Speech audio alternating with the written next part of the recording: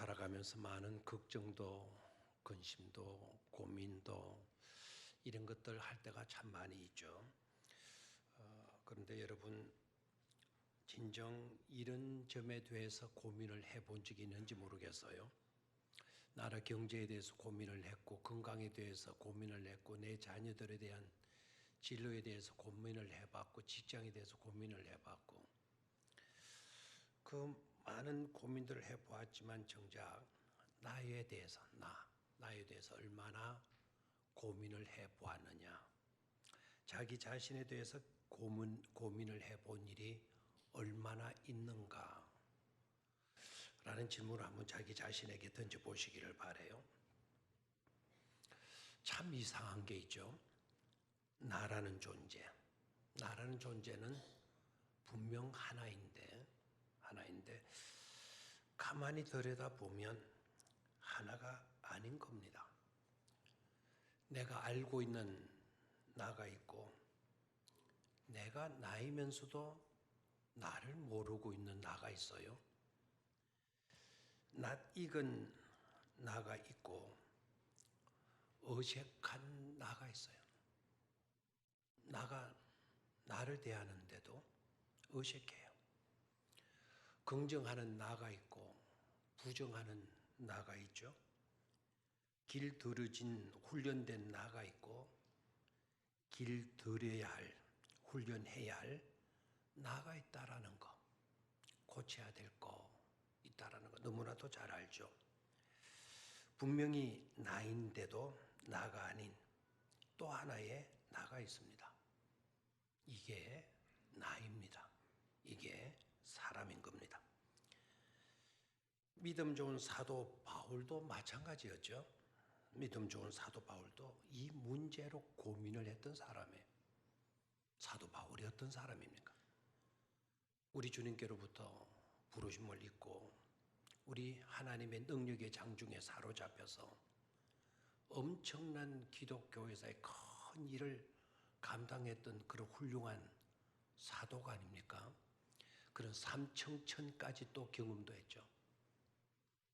눈에 보이는 하늘, 대기권의 하늘, 그 이상의 하나님의 세계가 되는 삼청천까지 경험했던 그임에도 불구하고 이런 고백을 하죠.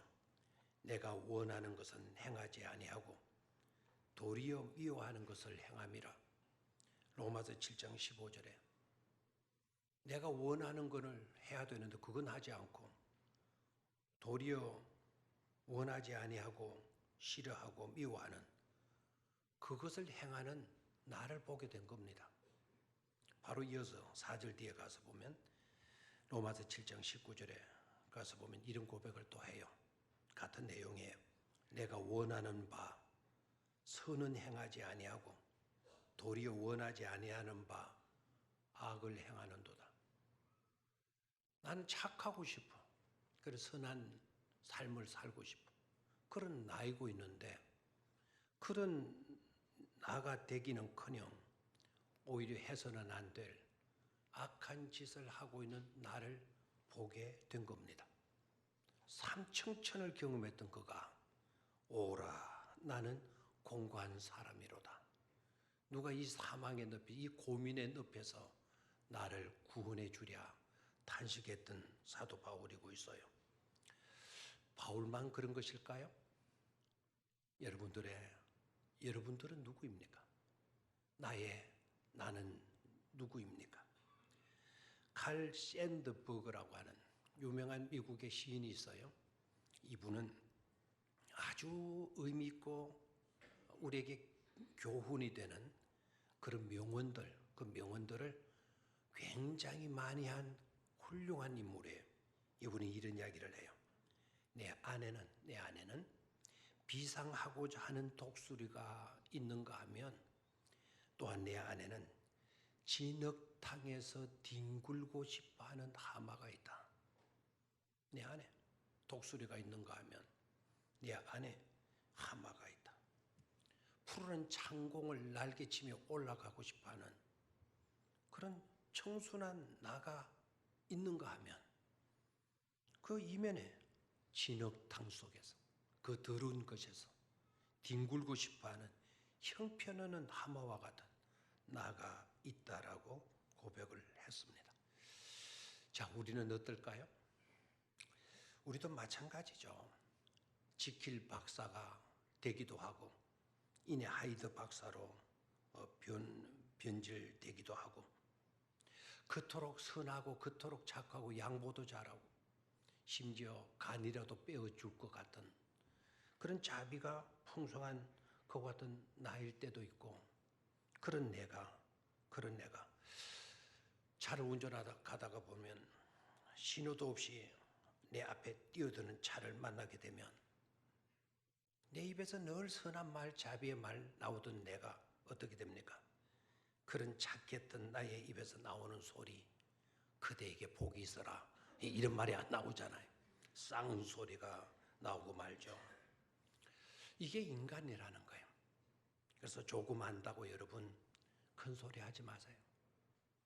모르고 있는 나가 있을 수 있으니까.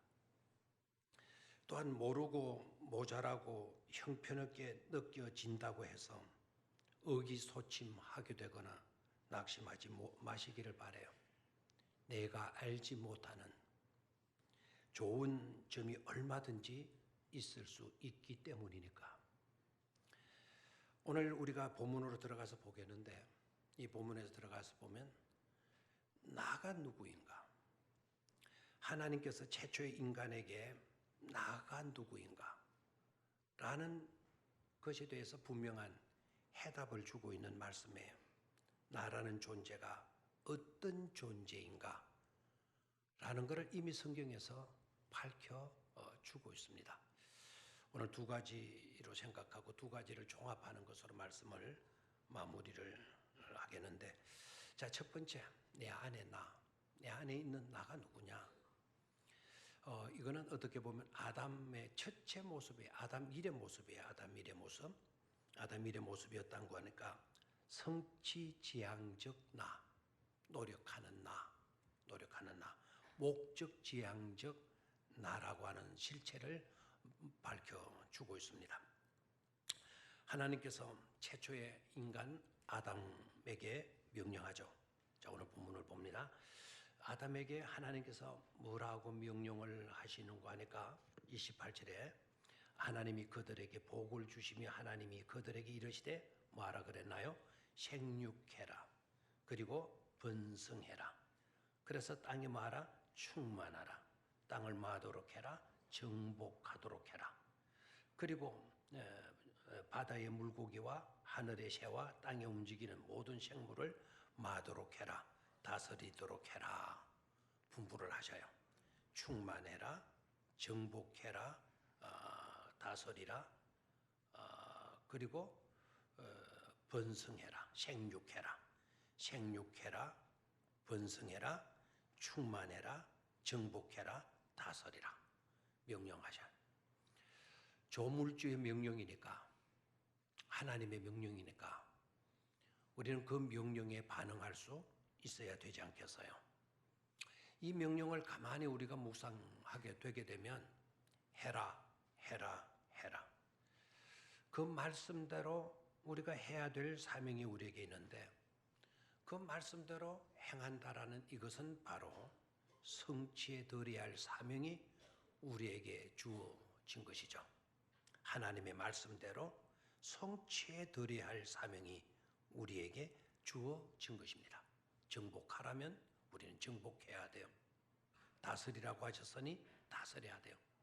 충만하라 하였으니 우리는 충만할 수 있어야 되겠죠. 번성하라 하였으니까 우리는 번성해야 되겠죠.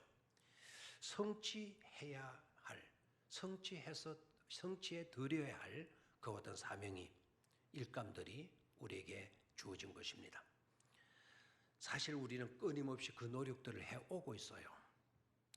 예전에도 그랬고 지금도 그리하고 있고 앞으로도 그렇게 해야 할 것입니다. 너나 할 것 없이 알게 모르게 그 명령을 쫓아서 삶의 지경들을 넓혀가고 있습니다. 우리의 삶의 영역들이 점점 더 넓어져 가고 있지 않습니까? 미지의 땅들을 개척을 합니다. 이제 미지의 땅들만 개척하는 것이 아니라 이제 우주의 세계까지, 달나라에서 뭐 화성까지, 목성까지 이렇게 그 지경을 넓혀가고 있는 것을 보게 되죠.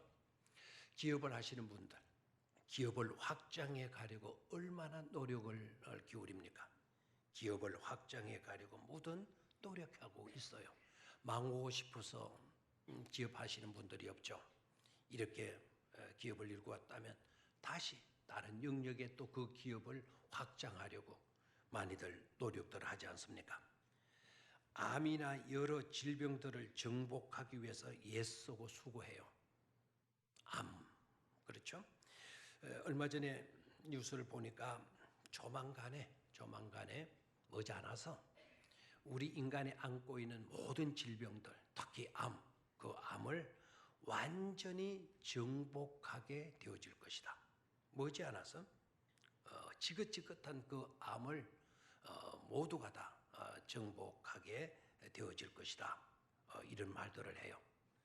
그 암의 문제를 정복하기 위해서 얼마나 노력들 해옵니까? 애쓰고 수고하고 있죠. 그것뿐만 아니라 여러 난제들, 어려운 문제들을 정복하고 통제하기 위해서 불철주야 수고들을 합니다. 사실 우리는 그렇게 노력하는 자들 때문에 많은 혜택을 입고 있지 않습니까? 행여나 지금 암을 갖고 있다고 한다면 초기든지 말기든지 죽지 마시기를 바라요. 적어도 한 5년 동안은 죽지 말고 버티시기를 바라요. 그러면 이제 그 노력하는 사람들에 의해서 어떤 암이든지 간에 다 정복하게 되어진다니까 몇 년 반 꼭 기도하시면서 버텨내시기를 바랍니다. 이게 인간의 그렇게 수고하고 노력하는 사람들 때문에 우리가 혜택을 입고 있는 것이죠. 그러니까 정복해라, 충만해라, 번성해라, 다스리라. 하나님의 이 명령 속에서 무엇보다도 우리들은 아멘으로 응답할 수 있어야 될 줄로 믿습니다. 부지런히 일하라는 것이 아닙니다. 영향력 있는 그런 삶을 살 수 있어야 된다라는 거예요. 열심히 노력해서 누군가에게 혜택을 주고 누군가에게 선한 영향력을 끼치는 우리가 되어야 된다는 것을 잊지 말아야 돼요.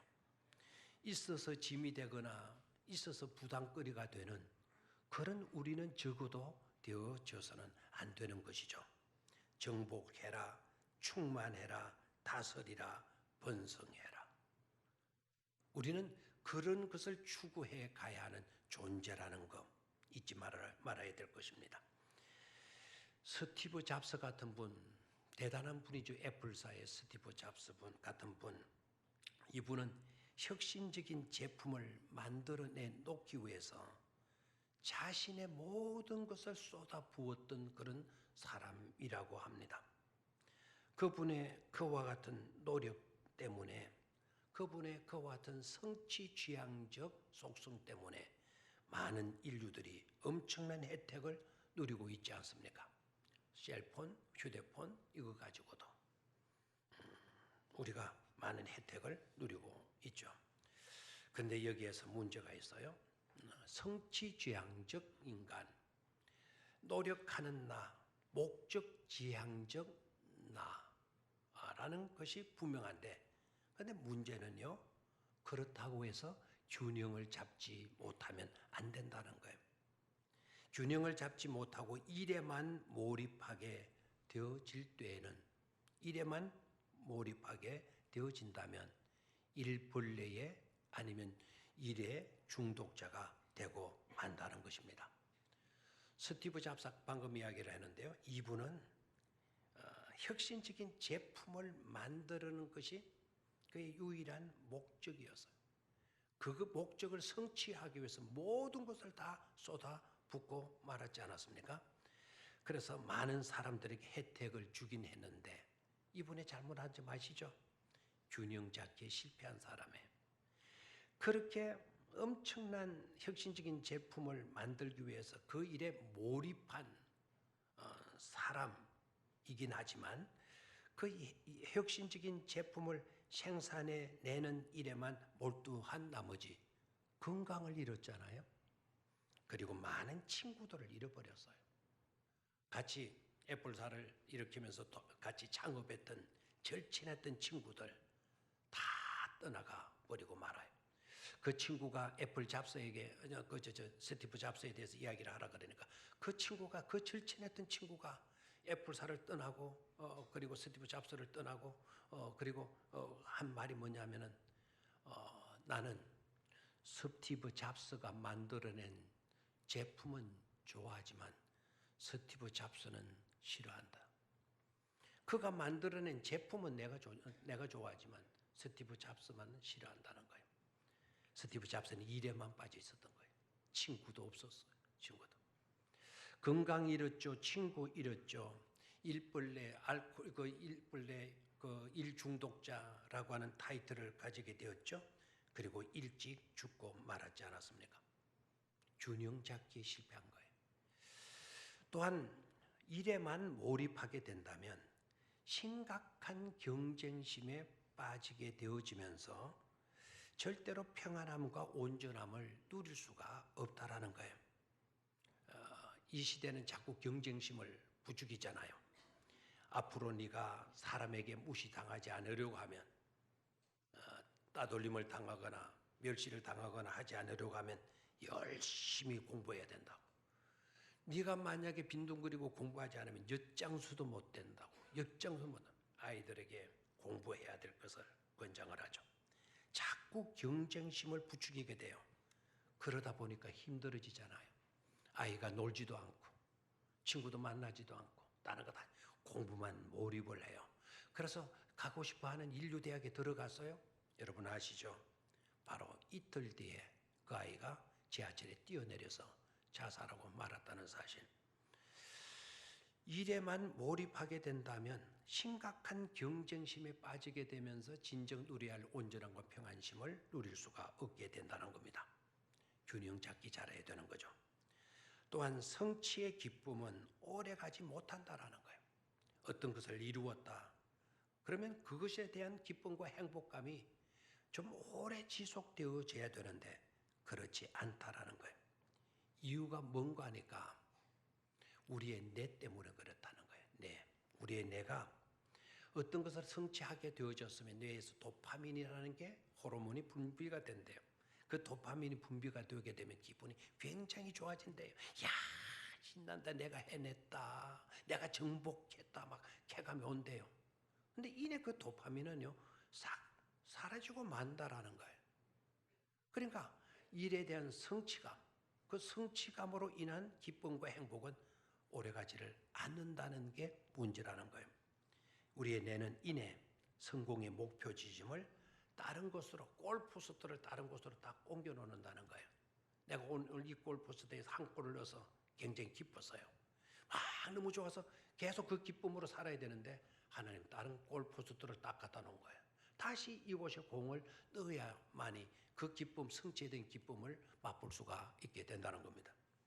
등산가의 예를 들게 되게 되면 어떤 등산객이 높은 산을 등산하기를 꿈꿔요. 그래서 준비를 하고 만반의 준비를 하고 그 높은 산을 힘들게 오릅니다. 오르고 또 올랐더니 오르고 또 오르면 못 오르리었구만은 사람이 제한이 오르고 매만 높다더라. 산만 높다더라. 그 시를 읊조리 가면서 한 걸음 한 걸음 그 높은 산을 등정을 해요. 그리고 드디어 꼭대기에 이르렀어요. 꼭대기에 올라서서 자기의 발을 탁 내려찍는 순간 와, 내가 그렇게 꿈꾸던 이 산을 내 발로 정복했구나. 나는 이 등정에 성공을 했다. 다 기쁨이 온다는 거예요. 그런데 그것은 잠깐이고 그 산 꼭대기에 딱 올라서서 보니까 저쪽에 또 하나의 큰 산이 보이는 거예요. 자꾸 그 산이 또 나더러 오라고 손짓을 하는 거예요. 오늘 이 산을 정복했다는 그 기쁨은 잠시뿐 다시 저 산으로 나아가게 되는, 그래서 저 산에 또 다시 준비를 하고 끙끙거리고 올라가는 그와 같은 수고를 하게 되어진다라는 거예요. 그러니까 중요한 것은 바로 뭡니까? 중심 잡기 잘하는 거예요. 균형 잡기 잘할 수 있어야 된다라는 겁니다. 정복해라, 충만해라, 다스리라, 번성해라. 열심히 성취지향적 삶을 살되 목적지향적 삶으로 나아가되 노력하는 인간이 되어지되 그러나 균형 잡기 잘할 수 있어야 된다. 두 번째는 내 안에 나가 있어요. 두 번째 아담이에요. 아담은 한 사람인데 아담 안에 아담 1이 있고 아담 2가 들어있는 것을 보게 됩니다. 두 번째 아담, 두 번째 나라는 존재는 어떤 존재이냐? 관계지향적 인간이다라는 겁니다. 관계지향적 인간. 아담 안에서 또 하나는 내 안에서 발견해야 될 또 하나의 아담, 또 하나의 나. 그것은 어떤 것인가? 관계지향적 나, 아담을 볼 수 있어야 된다는 거죠. 오늘 본문에 우리가 너무나도 잘 아는 문구들이 나오고 있죠. 익숙한 많이 듣던 그와 같은 단어들이 나오고 있어요. 자, 다시 한번 본문 속으로 갑니다. 27절을 봐요. 자, 27절에 보면 연필이 있으면은 한번 밑줄을 그어놔도 좋아요. 자기 형상, 하나님의 형상대로. 하나님의 형상 많이들 들어봤잖아요. 이마고데이, 하나님의 형상 많이 들어봤습니다. 하나님의 형상이라는 말이 나오고 있고요. 그 다음에 남자와 여자로 창조하시고 남자와 여자로 창조하시고 하나님 우리 인간을 창조하셨다라는 거죠. 많이 듣던 이야기죠. 그리고 그 위에 26절 끝부분에 가면 모든 것을 다스리게 하사 모든 것을 다스리게 하사라는 말이 나옵니다. 이 말씀들을 두고 여러분 묵상해 보셨습니까? 이 말씀들을 가만히 깊이 묵상해 보게 되면 이 말씀들 속에서 공통점을 보게 돼요. 이 말씀들 속에 공통점이 들어있는 것을 발견하게 될 것입니다. 바로 그 공통점이 뭔 줄 아시겠죠? 바로 관계성입니다. 그 말씀들 속에 공통적으로 들어있는 요소가 바로 뭐냐? 관계성이에요. 관계성. 하나님의 형상 그랬잖아요. 하나님의 형상. 그 말은 내가 하나님과 관계가 있는 존재라는 거죠. 하나님을 닮은 나, 하나님의 형상으로 지음받은 나, 하나님 없이는 내가 있을 수 없다. 내 속에 하나님의 형상이 있고 하나님의 모습이 내 속에 투영되어진 거다. 그러니까 관계성을 보게 돼요. 그리고 모든 것을 다스리며 모든 것을 다스리라 말씀을 했는데요. 그 모든 것이 바로 뭡니까? 피조물들 세계 아닙니까? 그 하나님이 만드신 피조물들의 세계, 즉 자연, 그 자연을 다스리라라고 말씀을 했으니까 다스림과 다스림을 받는 관계성이 그 속에 들어있죠. 그리고 남자와 여자로 창조하시되 남자와 여자를 창조하시되 이 말은 나라는 남자가 있고 너라는 여자가 있어요. 나와 너의 관계성을 이야기하고 있죠. 사회가 형성이 됩니다. 대인 관계성이 여기에 들어있는 것을 보게 돼요. 그러니까 두 번째 아담에게 주어지는 사명이 뭐냐? 두 번째 아담에게 주어진 사명은 주어진 모든 것에서 아름다운 관계를 지키며 살아야 할 관계 지향적 존재라는 사실을 우리는 깨달을 수가 있는 줄로 믿습니다. 하나님과의 관계성, 자연과의 관계성, 나와 너와의 인간적 관계성. 이 관계성을 아름답게 잘 지켜갈 수 있어야 된다라는 거예요. 이것을 잘 지켜갈 수 있게 되기를 축원합니다. 여러분들의 삶이 하나님과의 바른 관계성, 그걸 잘 지켜가고 나와 너 사이의 아름다운 관계성 잘 지켜가야 되는 것이고 그리고 하나님 만드신 이 동산, 이 자연과의 관계성도 아름답게 지켜가는 나가 되고 여러분들이 되어야 된다 이 말입니다. 우리 교회에 주어진 사명도 역시 동일한 줄로 믿습니다. 아름다운 관계성이 이루어지는 그런 공동체가 되어야 될 줄로 믿습니다. 그게 안개꽃의 목회 철학 아닙니까? 뛰어나지는 않다 하더라도 조그마한 그 하얀 작은 꽃들이 어우러지게 되게 되면 비단 이불보다도 더 포근한 그와 같은 교회, 그런 교회가 아름다운 교회인 줄로 믿습니다. 건물은 우람한데 성도들은 구름대같이 개미떼까지 몰려드는데 그 속에 들어가 보았더니 티격태격 싸움이나 하고 니 잘났다 내 잘났다 이런 주장들이라 하는 그런 공동체라면, 그런 교회라고 한다면 무슨 의미가 있고 무슨 그런 교회를 아름다운 교회라고 말할 수가 있겠습니까? 두 번째, 우리는 관계지향적 존재라는 것, 관계지향적 나라고 하는 이런 점을 우리는 절대로 소홀히 여기지 말아야 할 것입니다. 아담과 하와는 그 일에 실패했죠. 하나님과의 관계성을 소홀히 해버렸죠. 서늘한 바람이 불 때는 그 서늘한 바람은 원래는 서늘한 바람이 아니에요.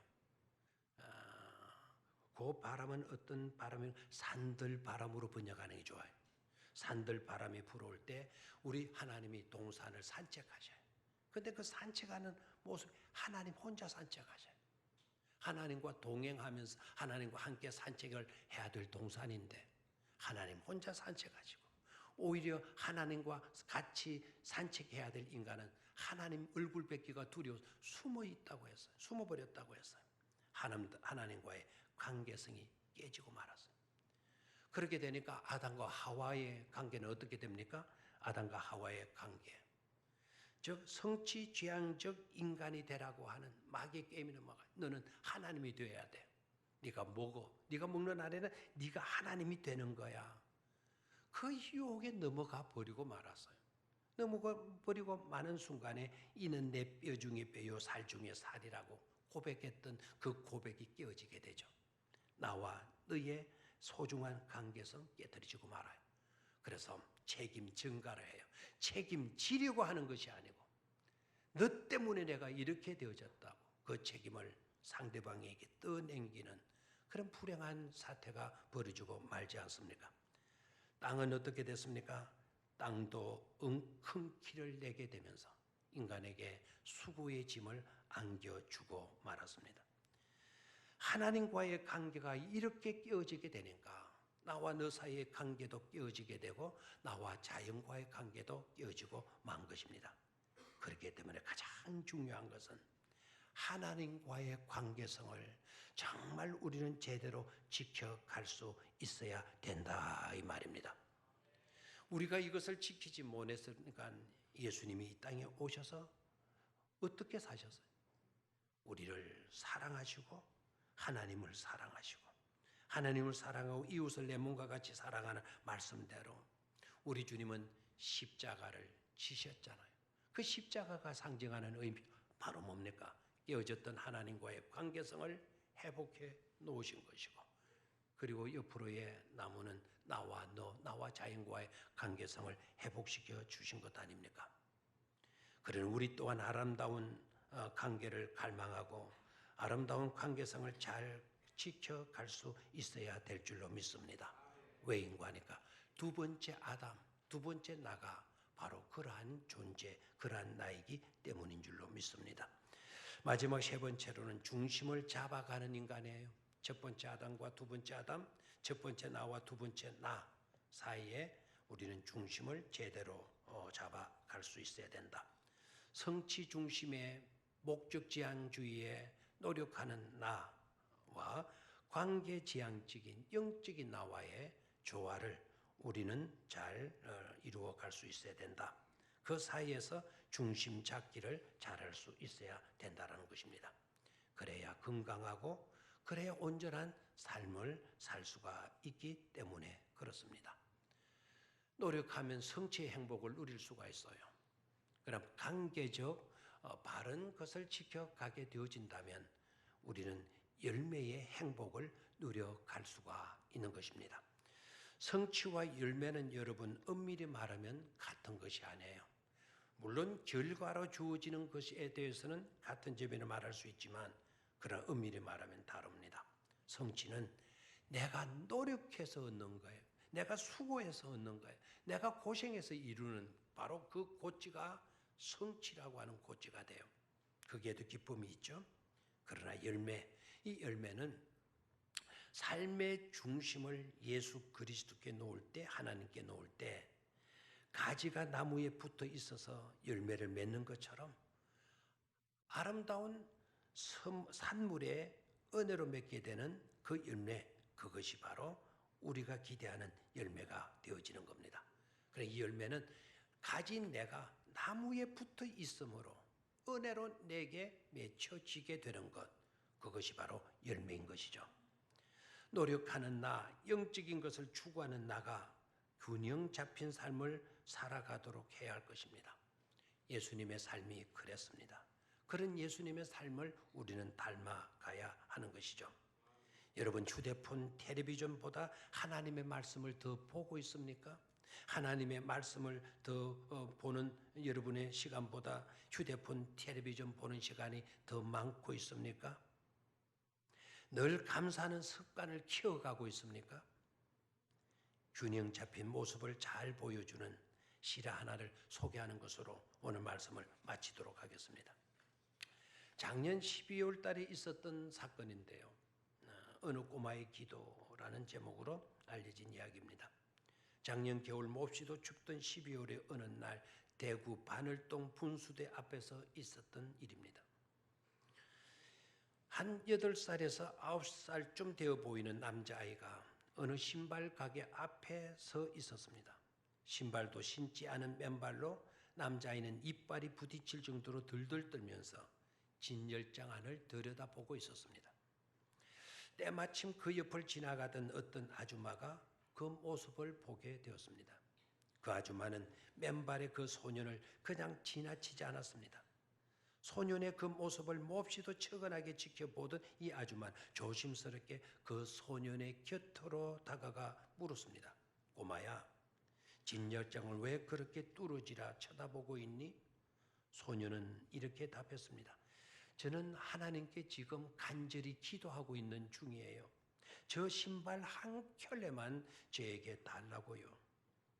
부인은 소년의 그 말을 듣고는 그 소년의 기도가 끝날 때를 기다렸다가 그 소년의 손을 잡고 가게 안으로 들어가 신발과 양말 10켤레를 주문했습니다.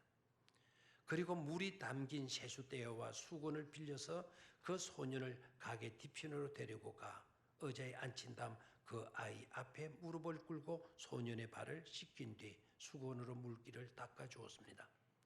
이 부인은 점원이 가지고 온 양말 중에서 한 켤레를 빼내서 소년의 발에 신겨주었습니다. 소년의 차가운 발에 따뜻한 온기가 전해지기 시작했습니다.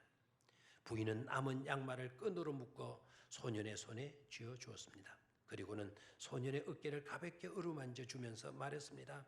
꼬마야, 하나님이 기도에 응답해 주신다라는 것을 조금도 의심하지 말거라. 아무 걱정하지 말고 씩씩하게 잘 자라기만 하여라. 이 아줌마가 너에게 바라는 소망이란다. 앞으로도 어려운 일 있으면 연락해 하면서 전화번호까지 손에다 쥐어 주었습니다. 이 소녀는 가슴이 벅차올라 아무 말도 할 수 없어 그 고개만 숙이고 있을 뿐이었습니다. 부인도 소년의 옆에 서서 소년이 고개를 들기만을 기다리고 있었습니다. 한참 뒤 소년이 살며시 얼굴을 들었습니다. 조용히 그 부인의 손을 잡고는 눈물을 글썽이면서 말하였습니다. 아줌마가 하나님의 부인이세요? 아줌마가 하나님의 부인이세요? 두 사람은 말없이 서로 꿇안고 오래도록 움직이지 않았습니다. 그 일이 알려지고 난 뒤에 밝혀진 사실은 그 부인은 대구 어느 교회의 충성스러운 권사님이셨고 일주일에 3일 정도 식당 아르바이트를 해서 생활해가는 분이셨다고 했습니다. 그 권사님은 일 중독자가 아니었습니다. 물욕에 집착하는 사람이 아니었습니다. 자신의 안정적인 삶보다도 관계성을 중요하게 여길 줄 아는 분이셨습니다. 이웃사랑 실천을 몸소 감당하며 살았습니다. 믿음을 심어 주었습니다. 물질은 많으나 돌봄과 헌신은 없는 불균형의 인생을 살지 않았던 것이죠. 행함은 있으나 믿음이 없는 그런 불균형의 삶도 아니었습니다. 우리의 삶은 어떠합니까? 인생은 균형 잡기